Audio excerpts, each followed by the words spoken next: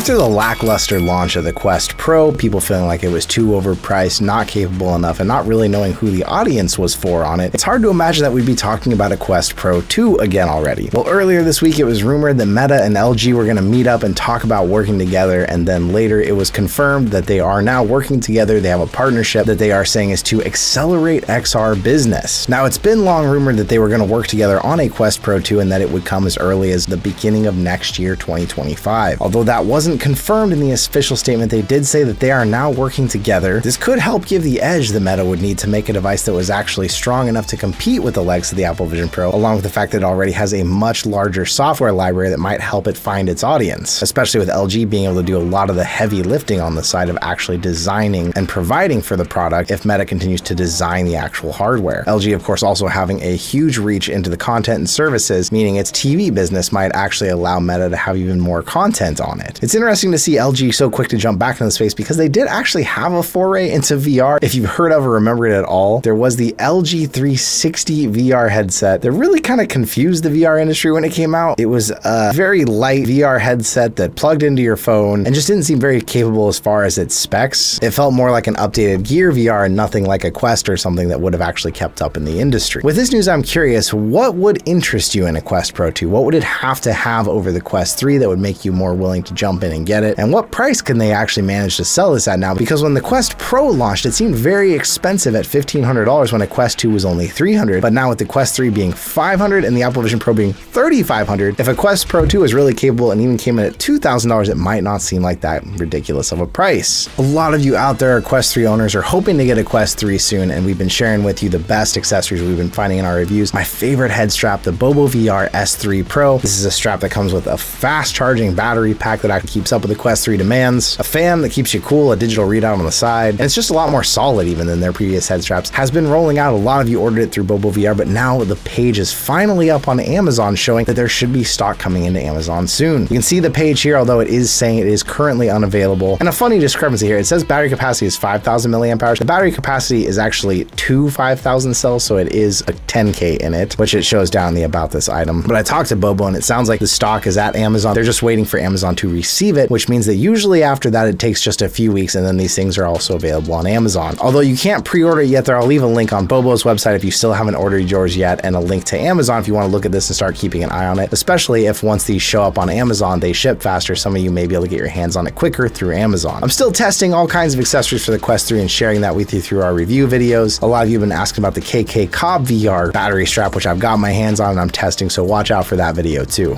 We've talked a little bit about the rumors about Meta having a prototype of the most advanced AR glasses in the world, and now they're talking like they're actually going to start demoing them out this year. Boz has been hinting into these and has asked me anything on Instagram for a while now, saying at this point these were internal only. They just weren't economically viable for large-scale production and distribution yet, but it is a bit of a time machine for us to look into the future, saying that they are currently working on things from smart glasses like their Meta Ray-Bans all the way up to full-on AR glasses. They usually have their Meta Connect event at the end of the year around September, October, and this has me curious. Do you think it's possible they might have full-on AR glasses for people to demo by the end of this year? Is it possible that the Quest Pro 2 is actually some sort of AR glasses? I feel like they're going to continue to call it mixed reality. It's not what they're talking about here, but I'd love to hear your thoughts in the comments. I don't know how many of you out there have your Meta emails filtered out into spam. If you just have them blocked, they don't show up. But if you don't, like me, you might have got an email you weren't super thrilled to get this week. I got an email saying, "Hey Jay, we're reaching out to let you know about the upcoming changes to how we collect data on the Meta Quest 2 and Meta Quest Pro devices," which is always something when we hear data and Meta, it makes us pause and say, what?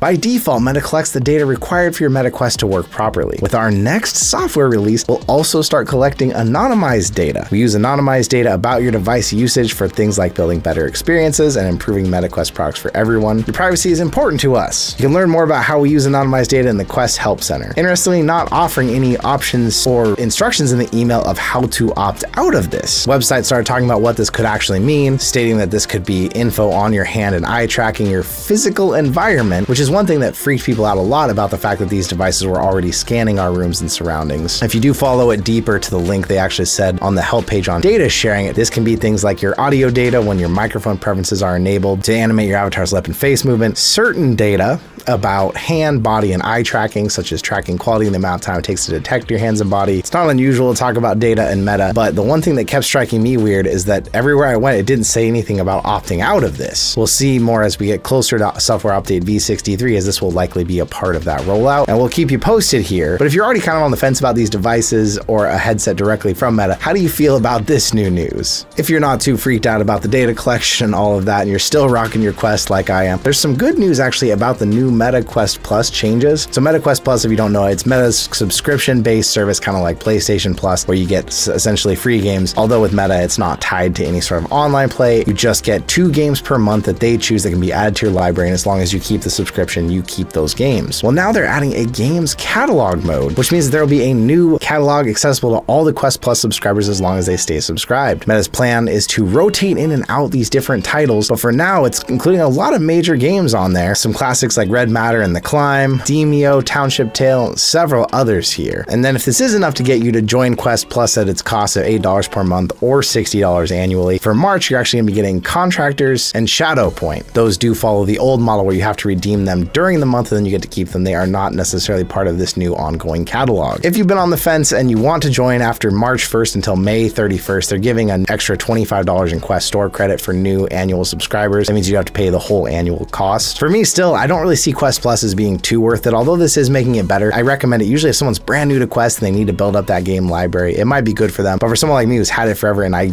own, honestly, every single game on this list, yeah, it's just not as worth it to me because this doesn't add anything new, and then I'd just be paying for another subscription. If you're still rocking the Quest 2, hoping to get into VR altogether, or you want to get another Quest 3 for a friend, we do still have another new Quest 3 giveaway going on. About 2,000 of you have entered it already, but there will be a link down below. This is one that's running through March to say thank you, 70,000, the wild years, everything that you've done for us. Thank you once again. I've had a few of you asking about Quest 2 ones as well, so I think we might be able to pull off another one of those next month, or maybe we'll do 2. Maybe do the Quest 3 also. Meta doesn't give us these anymore, so we do have to pay for them all, but it was really cool to see that the last one we gave away, a YouTuber actually won it and posted an unboxing video on their channel. But yeah, if you somehow missed that or you're just new to the channel, check that out. There's lots of ways to enter, and then that one will be run through the end of this month. If you rock a Quest, you've probably heard the name Qualcomm or Snapdragon. Qualcomm provides the Quest 3 chip, the Snapdragon XR2 Gen 2, and some surprising news this week as Hugo Swart, the general manager and vice president, has announced he's actually going to depart from the company, especially at this volatile time in the industry. For now, he wasn't giving any specific plans as to where and why, but saying that he's excited to be moving on, looking forward to the next phase, but taking some time off. Qualcomm Snapdragon processors provide all kinds of mobile hardware power across the entire tech industry, so it's hard to think that this will make a huge change to them, but it is kind of a big decision right now when so much is changing so rapidly. Although Hugo had been in the position for 20 years, it's not surprising. I mean, how many jobs have any of you out there ever kept for 20 years?